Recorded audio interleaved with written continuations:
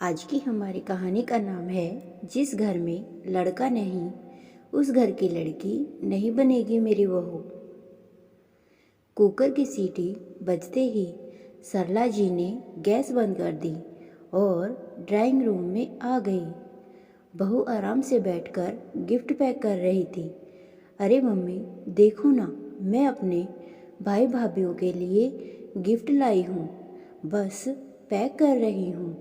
आपको दिखाना चाहती थी पर जल्दी है, वो लोग आने वाले हैं इसीलिए पैक कर दिए। बहू ने कुछ पैक किए गिफ्ट की तरफ इशारा करते हुए कहा। तभी सरला जी का बेटा घर में दाखिल हुआ और अपनी पत्नी से बोला, रिमी एक कप चाय बना लाओ, आज ऑफिस में मैं काफ़ी थक गया हूँ। अरे आप देख नहीं रहे कि मैं गिफ्ट पैक कर रही हूँ।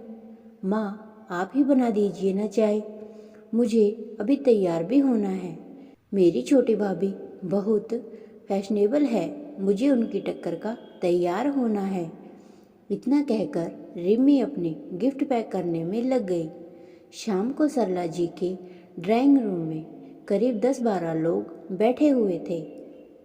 उनमें बहू के तीनों भाई, उनकी बीवियां, बहू के मम्मी पापा, भाई के बच्चे और सबके बीच मेहमानों की तरह उनकी बहू रिमी बैठी थी। सरला जी ने इशारे से बहू को बुलाया और रसोई में ले जाकर कहा, रिमी सबके लिए चाय बना दे, तब तक मैं पकोड़े तल देती हूँ।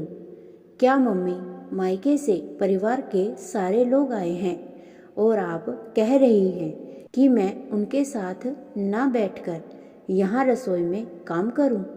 मैं तो कब से कह रही हूँ कि आप एक नौकर रख लो, पर आप हैं कि बस अब मुझसे कुछ मत करने को कहिए। मेरे घर वाले मुझसे मिलने आए हैं, अगर मैं यहाँ किचन में लगी रहूँगी तो उनके आने का क्या फ़ायदा। इतना कहकर सिम्मी किचन से बाहर निकल गई और सरला जी किचन में अकेली रह गई। उन्होंने शांत रहकर काम करना ही उचित समझा। सरला जी ने जैसे तैसे चाय और पकोड़े बनाकर बाहर रख दिए और वापस रसोई में खाना गर्म करने चली गई। बाहर से हंसी की आवाज़ जब जब उनके कानों में पड़ती उनका मन जल जाता। सरला के पति 1-2 बार किचन में आए, सिर्फ यह कहने के लिए कि कुछ रोटियों पर घी मत लगाना, सिमी की भाभियाँ नहीं खाती और खिलाने में जल्दी करो, बच्चों को भूख लगी है। सरला जी का खून तब और जल गया जब जाते जाते सिमी की मम्मी ने उनसे यह कहा, क्या बहन जी, आप तो हमारे साथ जरा भी नहीं बैठी, कोई नाराजगी है क्या? सबके जाने के बाद सिमी तो तुरंत सोने चली गई और वे रसोई संभालने में लग गई। अगले दिन सरला जी का मन हुआ कि वे पति और बेटे से बीती शाम की स्थिति पर चर्चा करें, पर दोनों ही जल्दी ऑफिस चले गए। 2 दिन बाद फिर सिमी की एक भाभी घर आ गई और उसको अपने साथ शॉपिंग पर ले गई। शादी के बाद से यह सिलसिला अनवरत चल रहा था। कभी किसी का जन्मदिन, कभी किसी की शादी की सालगिरह, कभी कुछ तो कभी कुछ। सिमी के घर वालों का काफ़ी आना जाना था, जिससे वे तंग आ चुकी थी। एक दिन मौका पाकर उन्होंने अपने पति से इस बारे में बात की। सुनो जी, सिमी न तो अपने घर की जिम्मेदारी संभालती है और न ही समीर का ख्याल रखती है। मैं चाहती हूँ कि उसका अपने मायके आना जाना कुछ कम हो। शादी को साल होने जा रहा है और बहू आज भी महीने में 7 दिन अपने मायके में रहती है और बाकी के दिन उसके घर का कोई ना कोई यहाँ आ जाता है। सारा सारा दिन फ़ोन पर, कभी अपनी मम्मी से, कभी भाभी से, तो कभी किसी सहेली से बात करती रहती है। देखो सरला, तुमको ही शौक था कि तुम्हारी बहू भरे पूरे परिवार की हो, देखने में ऐश्वर्या राय हो। तुमने खुद ही तो रिमी को पसंद किया था। कितनी लड़कियां नापसंद करने के बाद अब तुम घर के मामले में हम मर्दों को न ही डालो तो अच्छा है। सरला जी सोचने लगी कि इनकी बात भी सही है। मैंने कम से कम 25 लड़कियों को देखने के बाद अपने बेटे के लिए सिमी को चुना था। तभी पति की बातों से सरला की तंद्रा टूटी। वे कह रहे थे, सरला तुम कितने दिनों से कहीं बाहर नहीं गई, ऐसा करो तुम अपनी बहन के घर हो आओ, तुम्हारा मन अच्छा हो जाएगा। अपनी बहन से मिलकर अपना दिल हल्का करने की सोच से ही सरला खुश हो गई। अगले दिन वे तैयार होकर अपनी बहन से मिलने चली गई, जो पास में ही रहती थी। पर बहन के घर पर ताला लगा देखकर उनका मन बुझ गया। तभी बहन की एक पड़ोसन ने उन्हें पहचान लिया और बोली, अरे आप सरला जी हैं ना, विभा की बहन? जी हाँ। आपको पता है विभा कहाँ गई है? विभा जी पास के बाजार तक गई हैं, आप आइए ना। अरे नहीं नहीं, मैं यहीं बैठकर इंतजार कर लेती हूँ, सरला ने संकोच से कहा। अरे नहीं सरला जी, आप अंदर आकर इंतजार कर लीजिए, वे आती ही होंगी। उनके बहुत आग्रह करने पर सरला जी उनके घर चली गई। आपकी तस्वीर मैंने विभा जी के घर पर देखी थी, आइए ना, सीखा जरा पानी लेकर आना। उन्होंने आवाज़ लगाई। अंदर से एक बहुत ही प्यारी सी लड़की बाहर आई। बेटा देखो, यह सरला जी हैं, विभा की बहन। इतना सुनते ही उस लड़की ने उनके पैर छू लिए। सरला ने उसे मन से आशीर्वाद दिया तो विभा की पड़ोसन बोली, यह मेरी बहू है सरला जी, बहुत प्यारी बच्ची है। मम्मी जी मैं चाय रखती हूँ। इतना कहकर वह अंदर चली गई। सरला ने एक नज़र घुमाई। इतने सलीके से हर चीज़ रखी हुई थी कि देखकर उनका मन खुश हो गया। कितनी संस्कारी बहू है इनकी। और एक सिमी है। बहन जी, विभा दीदी आपकी बहुत तारीफ करती है। मेरा ध्यान विभा की पड़ोसन पर चला गया।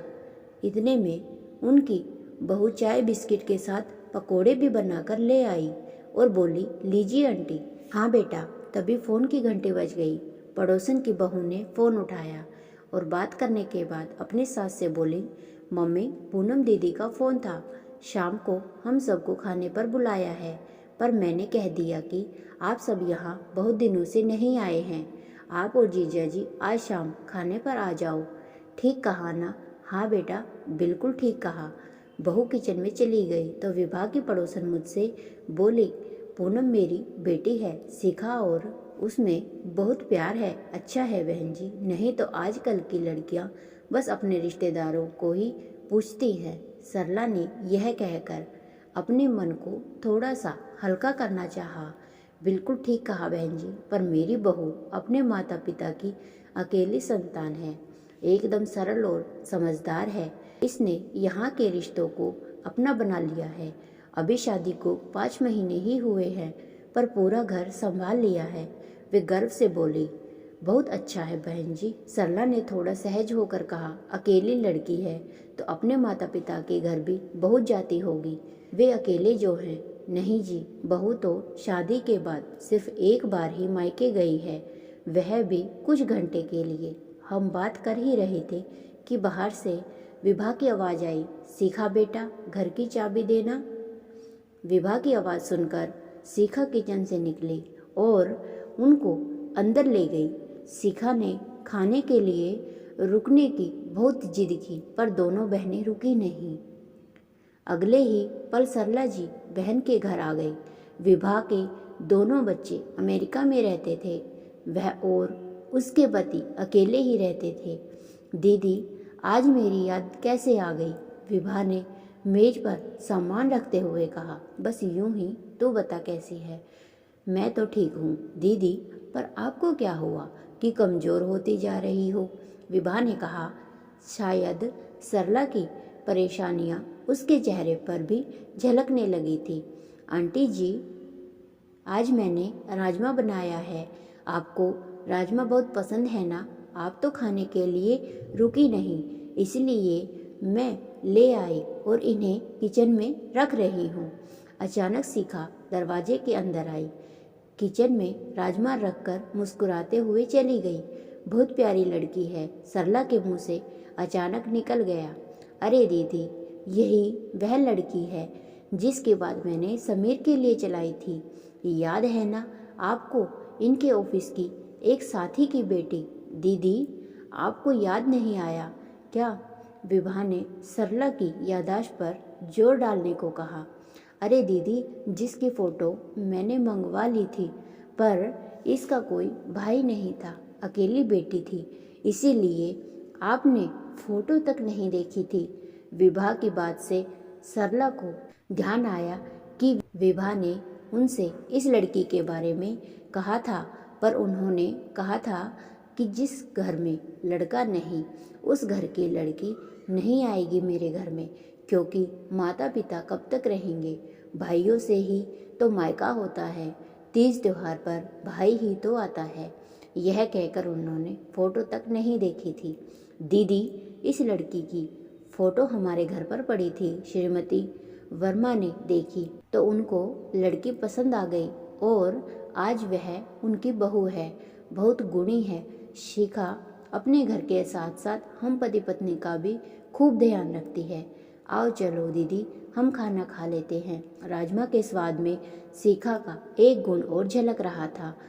घर वापस आते समय सरला जी को अपनी गलती का एहसास हो रहा था कि लड़की के गुणों को अनदेखा करके उन्होंने भाई न होने की दकियानूसी विचार को आधार बनाकर शिखा की फ़ोटो तक देखना पसंद नहीं किया।